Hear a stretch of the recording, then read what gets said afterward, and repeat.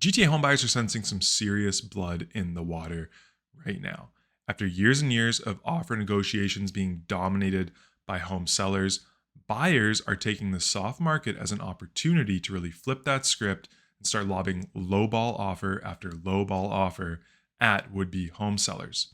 It started to get some traction in the media, and in this video, we're going to break down what a lowball offer is, why they are happening, and when the appropriate time to submit a lowball offer actually is. Hey everybody, if you're new here, my name's Rob Marsiglio. I'm a real estate sales representative with Valerie Real Estate, Canada's first ever AI-powered brokerage. And every single week on this channel, I try to break down the stats and the numbers behind what is happening in the GTA real estate market to provide you with actionable insights to assist in your home selling, home buying, or home leasing journey. If that type of content speaks to you, you get some value out of it, consider liking this video and subscribing to the channel so you don't miss anything going forward. We'll start with this article from the Globe and Mail. Toronto area home sellers face a barrage of lowball bids. This is from April 9th. Now, for some clarity, the picture that was used in this article is of 14 Delaware. They talk about it in the listing. I'll get into that in just a second, but it had an asking price of about $2.7 million. There was a lowball bid of $2.1 million that was rejected by the sellers, and they eventually sold for $2.75 million. The article starts off talking about how sales in the Greater Toronto Area in March were the lowest since 1995. That came on the heels of a February that wasn't much better than March. It was the lowest February sales total that we had seen in 2 decades. The article specifically talks about these 2 freehold properties, both listed by this agent, Mr. Bibby. The first is a 3-story townhome. It had an asking price of $2.25 million. They reduced to $2.2 million.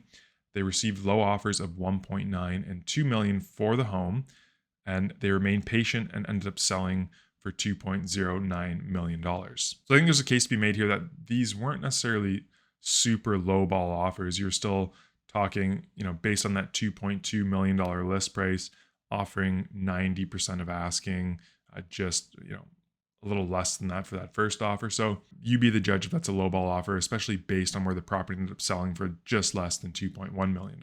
In scenario number 2, also a listing for Mr. Bibby. This is the one from the cover of the article. It was 14 Delaware, had an asking price of $2.695 million. And on day 4, an offer landed for $2.1 million. I think this is the first valuable lesson for home buyers.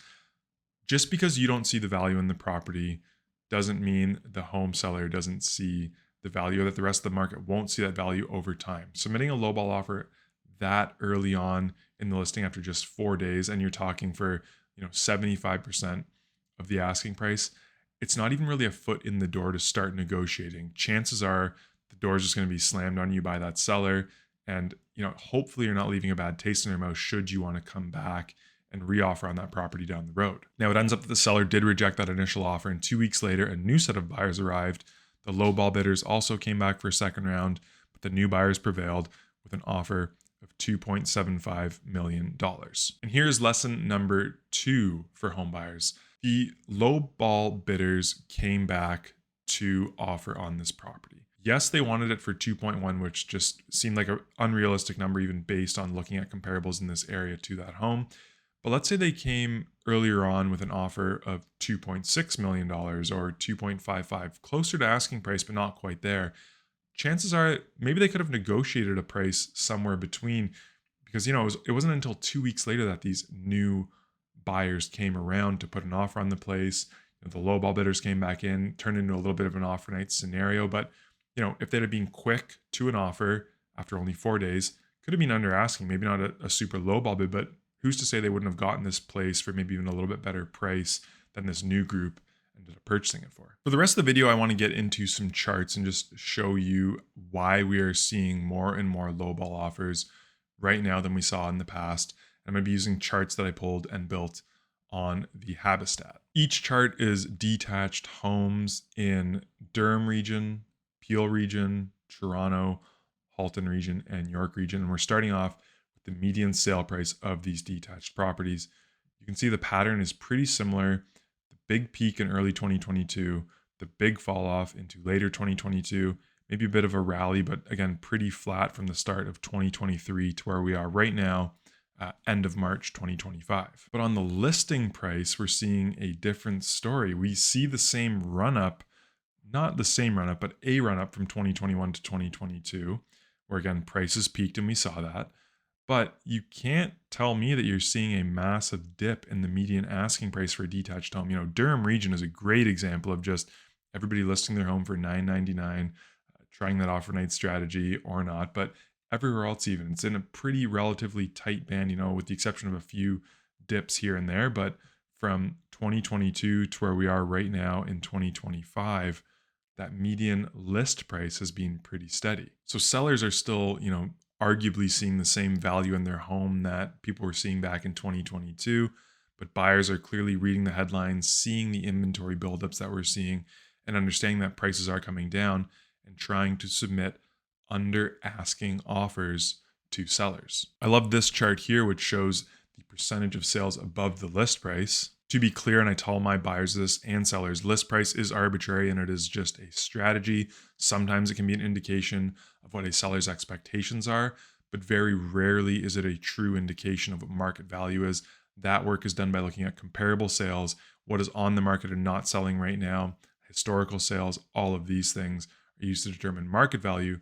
List price has nothing to do with that. But here, as you can see, upwards of 90% of properties were selling for over the list price in Durham region in early 2022. The slowest market at that time arguably was the Toronto market, where still over 80% of listings were selling for over their asking price. Fast forward to now, Durham region still performing quote unquote the best, but less than 50% of properties are selling for over asking. In Toronto, you're seeing less than 40% of properties selling for asking. In York region, it's about 30% of properties selling over asking. And then in Halton and Peel regions, it's about 20% of properties on the detached side that are selling for over the list price. And again, home buyers are definitely tuned into this channel, understanding what's going on in the market and maybe not FOMOing in quite as much. Here is an indication, an example of what active listings do look like. So home buyers are seeing a lot more opportunity every single day come to market. Trying to lowball and then moving on isn't a bad strategy right now if you're in the market to purchase a home. If you're not in a rush to buy, try to lowball. There's going to be more inventory coming to the market. And if that property is still there in a couple weeks' time, maybe go back and reapproach them again, is kind of the mindset that a lot of these home buyers are in right now. There's also one more reason I think that we are seeing lowball offers happening a lot more and a lot earlier on. It's just because I feel like buyers' brains broke from late 2020 to early 2022. And let me show you what I mean by that. Again, using detached homes across all of these regions, here's what the average days on market of a listing looks like from the start of 2021 to where we're at right now in 2025.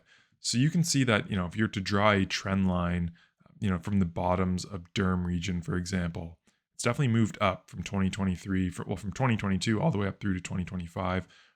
Same with the peaks everywhere here. Buyers became accustomed to days on market being super low. If a property was sitting on the market for more than 7 days back in late 2020 through early 2022, the signal went off like, what is wrong with this place? Why isn't it sold already? Everything is flying off the shelves. But we kind of have to recalibrate our expectations now. You can see that based on this chart, being on the market for 2 weeks is not a lot of time in this market. I mean, average days on market for detached homes, sure, it's under 20 days in Durham region in March, but it was above in February. Every other region across the GTA for detached homes, you're looking at more than 20 days on market for the average listing to sell. And that's just the average listing. The average property days on market is even more than that.